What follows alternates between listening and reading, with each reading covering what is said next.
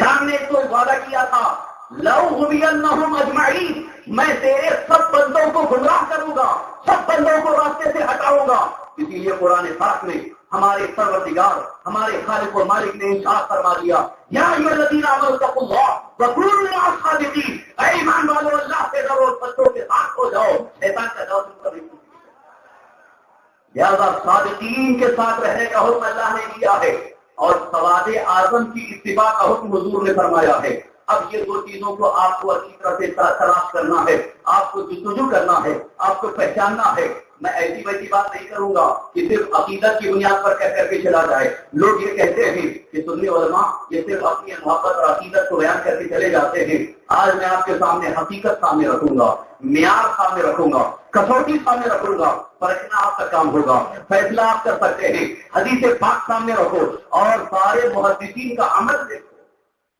اس لیے کہ ایک اگر کوئی حدیث کی ادھر ادھر کی تشریح کر رہا ہو تو اس کو تو کہا جا سکتا ہے کہ غلط تشریح کر رہا ہے، لیکن جس حدیث پر سارے محدثین عمل کر رہے ہو اس کے بارے میں کوئی نہیں کہہ سکتا کہ یہ غلط طریقہ ہے، یہ غلط عمل کر رہا ہے یا اس نے تصویر غلط کی ہے۔ اس لیے کہ بڑے بڑے محدثین، بڑے بڑے مجتہدین جن پر اللہ کا خصوصی انعام ہوا ہے، وہ غلط تشریح نہیں کر سکتے، حدیث کو غلط طور پر بیان نہیں کر سکتے۔ آپ آئیے حضرت امام اعظم ابو حنیفہ رضی اللہ عنہ، امام مالک رضی اللہ عنہ، امام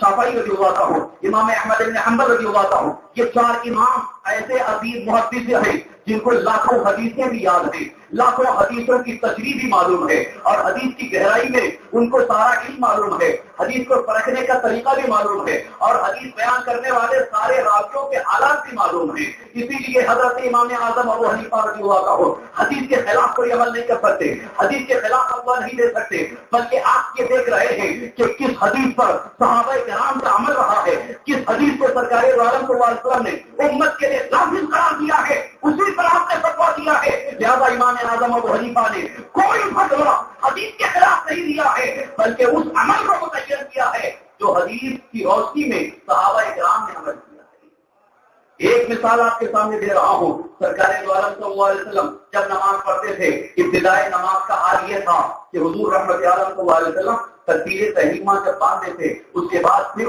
رکوع میں جانے کے لیے ہاتھ اٹھاتے تھے، رکوع سے جب سر اٹھاتے تو ہاتھ اٹھاتے تھے، جسے رفع یدین کہتے ہیں۔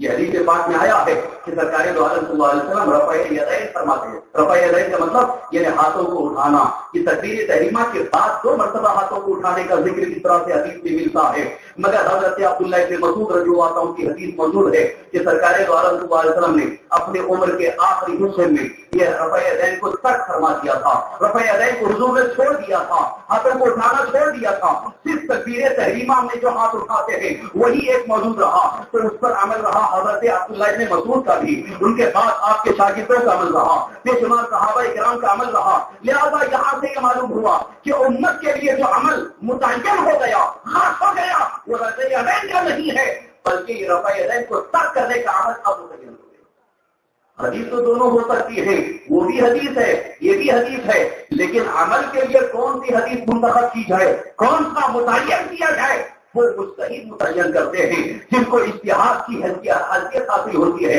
جو اجتہاد کے درجے پر فائز ہوتے ہیں۔ اس لیے کہ حضرت امام اعظم ابو حنیفہ رضی اللہ عنہ یہ آج کے دور کے نہیں ہے کہ کوئی یہ کہہ سکتا تھا کہ آج کے دور میں علم کی کمی ہو یا تقوی کی کمی ہو یا معلومات کی کمی ہو، اس دور کی بات کر رہا ہوں کہ حضرت امام اعظم ابو حنیفہ رضی اللہ عنہ تابعین میں سے ہیں، بعض نے انہیں تبع تابعین میں سے کہا ہے، تو اگر تبع تابعین نے بھی مان دیا جائے تبھی وہ سب سے بہترین زمانہ ہے۔ اس لیے کہ حدیث پاک ہے، سرکار دو عالم صلی اللہ علیہ وسلم ارشاد فرماتے ہیں خیر القرون قرنی، سب سے بہترین زمانہ میرا زمانہ، سب سے اچھا زمانہ میرا زمانہ، حضور نے فرمایا ثم الذین یلونہم، پھر اس کے بعد وہ زمانہ جو ان کے بعد تھی، ثم الذین یلونہم، پھر اس کے بعد وہ جو ان کے بعد تھی۔ یعنی سرکار دو عالم صلی اللہ علیہ وسلم نے اپنے زمانے کی بہتر ہونے کی ضمانت دی، اس کے بعد کے زمانے یعنی تابعین کا زمانہ، اس لیے کہ صحابہ کرام حضور ہی کے زمانے میں تھے، تو حضور کے بعد کا زمانہ یعنی تابعین کا زمانہ،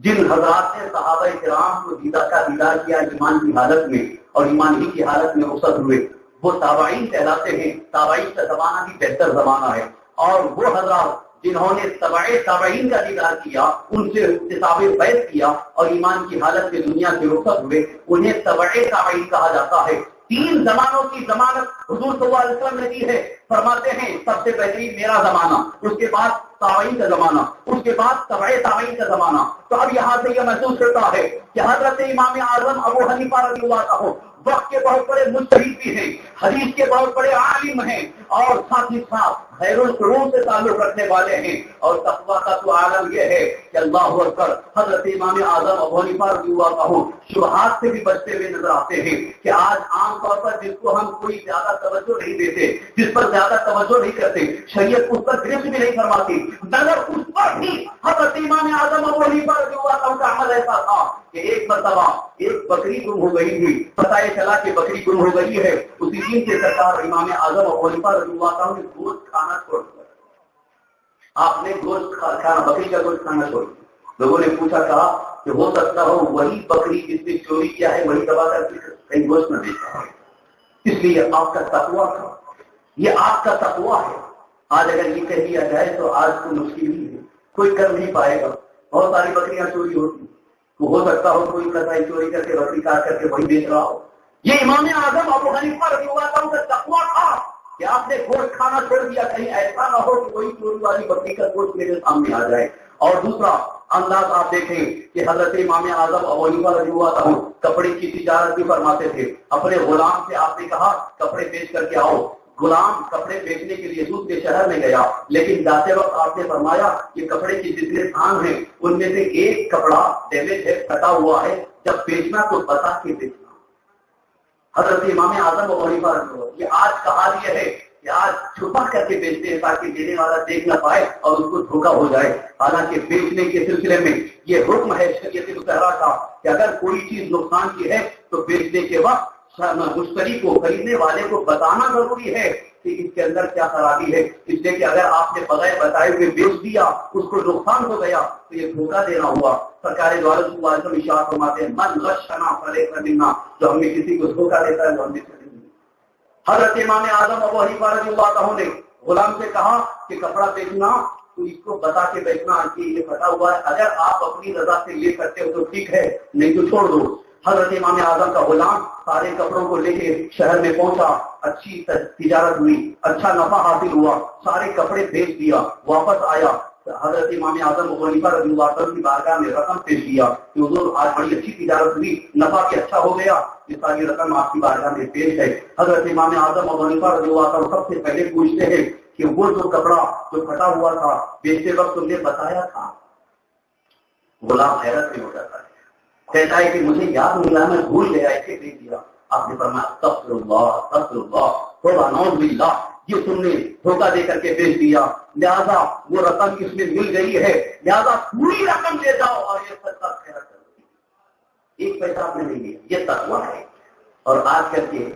جن کو کچھ نہیں، دو چار حدیثیں پڑھ لی، امام اعظم ابو حنیفہ رضی اللہ عنہ کی شان میں توہین کرتے ہیں، گستاخی کرتے ہیں۔ اتنے بڑے امام جن کے تقویٰ و پرہیزگاری کا عالم یہ ہے، خوف خدا کا عالم یہ ہے کہ ایک پیسہ اگر حرام کا آ رہا ہے تو اس سے قریب نہیں ہونے دیتے ہیں بلکہ واپس کر دیتے ہیں۔ حالانکہ اس پورے کپڑے کی تجارت میں صرف ایک کپڑا جو بیچا گیا تھا وہ بھی بغیر بتائے، وہ بھی بھول کر کے اس نے نہیں بتایا، لہٰذا اس کے لیے تو جائز ہونا چاہیے تھا، مگر حضرت امام اعظم ابو حنیفہ رضی اللہ عنہ فرماتے ہیں میرے لیے جائز نہیں ہے، لہٰذا لے جاؤ صدقہ کر دو۔ لہٰذا میں یاد کرنا چاہتا ہوں کہ جن کے دل میں اللہ کا اتنا خوف ہے، جو اللہ سے اتنا ڈرتے ہیں کہ کہیں کسی کو دھوکہ نہ ہونے پائے، کسی کو کوئی دھوکے میں نہ پڑ جائے، تو کیا پوری امت مصطفیٰ کو حدیث کے سلسلے میں وہ دھوکہ دے سکتے ہیں؟ آپ بتاؤ کیا پوری امت کو انہوں نے دھوکہ دیا ہے؟ تم یہ کہتے ہو امام اعظم ابو حنیفہ کو صرف 17 حدیثیں یاد تھی، لہٰذا انہوں نے اپنے خیال اپنے عقل سے فیصلہ کر کے اپنے عقل سے فتویٰ دے دیا ہے۔ کتنا بڑا الزام ہے، کتنی بڑی اسلام ترازی ہے، کتنی بڑی تہمت ہے اتنے بڑے امام کی شان میں۔ اگر کوئی کہتا ہے میں سمجھتا ہوں کہ وہ اولیاء کرام کا دشمن ہے، ایک بڑے ولی کامل کی شان میں توہین اور گستاخی کرتا ہے۔ امام اعظم ابو حنیفہ رضی اللہ عنہ وقت کے بہت بڑے مجتہد ہیں، ان کے بے شمار شاگرد لاکھوں حدیثوں کے امام ہیں، لاکھوں حدیثوں کے حافظ ہیں۔ آج بھی جتنی حدیث کی کتابیں ہمارے سامنے آ رہی ہیں، بخاری شریف، مسلم شریف، ترمذی شریف، ابن ماجہ شریف، نسائی شریف، ساری حدیثوں کی کتابوں کو چھان ڈالو، ان محدثین نے کس سے علم حدیث حاصل کیا ہے، انہوں نے کس سے حاصل کیا ہے، سب محدثین جا کر کے امام اعظم ابو حنیفہ کے شاگرد نظر آتے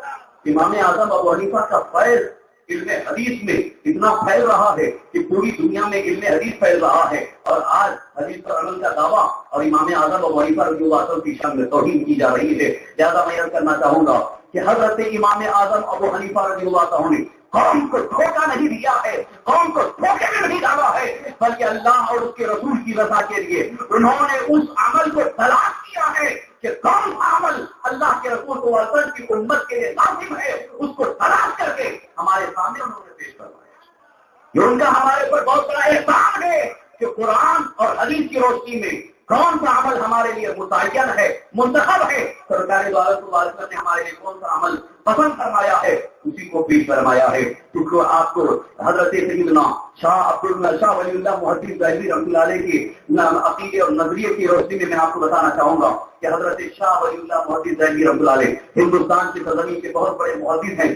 بہت بڑے عامل ہیں، بہت بڑے عالم ہیں، ان کی کتابیں آج بھی مشہور ہیں، بہت سارے غیر مقلدین ان پر بھی اعتماد اور بھروسہ کرتے ہیں، اس لیے میں ان کا نام لے کر کے پیش کر رہا ہوں۔ حضرت شاہ ولی اللہ محدث دہلوی رحمۃ اللہ علیہ فرماتے ہیں کہ ایک وقت تھا کہ مجھے بھی تقلید کے سلسلے میں اعتراض تھا، تقلید کے سلسلے میں شک تھا کہ ان کی تقلید کیوں کی جائے، ہم ڈائریکٹ حدیث پر کیوں نہ عمل کریں، مگر حضرت شاہ ولی اللہ محدث دہلوی رحمۃ اللہ علیہ ارشاد فرماتے ہیں میں سو رہا تھا، خواب میں دیکھا میرا نصیبہ جاگ اٹھا، سرکار دو عالم صلی اللہ علیہ وسلم تشریف لائے ہیں، حضور فرماتے ہیں میرا صحیح تھا ابو حنیفہ ہے، میرا صحیح تھا نعمان بن ثابت ہے، جس نے پورے مکمل میری حدیثوں کو منتخب کر کے میری امت کے لیے صحیح راہ عطا کی ہے، لہذا ان کی صفات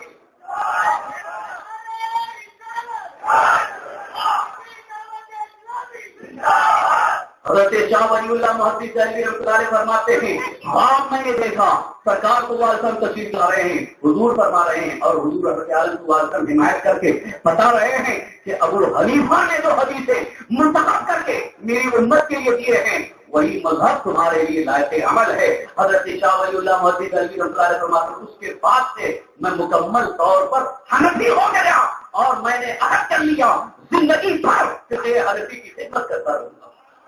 آپ نے اپنی کتاب الدر الصمیم میں اس بات کا تذکرہ فرمایا ہے، لہٰذا میں تو یہ کہنا چاہتا ہوں کہ حضرت امام اعظم ابو حنیفہ رضی اللہ عنہ نے دھوکہ دیا ہے، یا انہوں نے کچھ کام نہیں کیا ہے، یا انہوں نے اپنے عقل اور قیاس پر کام کیا ہے، کوئی فتویٰ دیا ہے، تو آج پوری دنیا کے 90% بڑے بڑے علماء اور عوام امام اعظم ابو حنیفہ کی تقلید کر رہے ہیں، لہذا تم پوری قوم پر ایک بہت بڑا الزام لگا رہے ہو، یہ پوری قوم مسلم مکمل طور پر عقل پر عمل کر رہی ہے۔ کتنی بڑی کھوٹی بات ہے،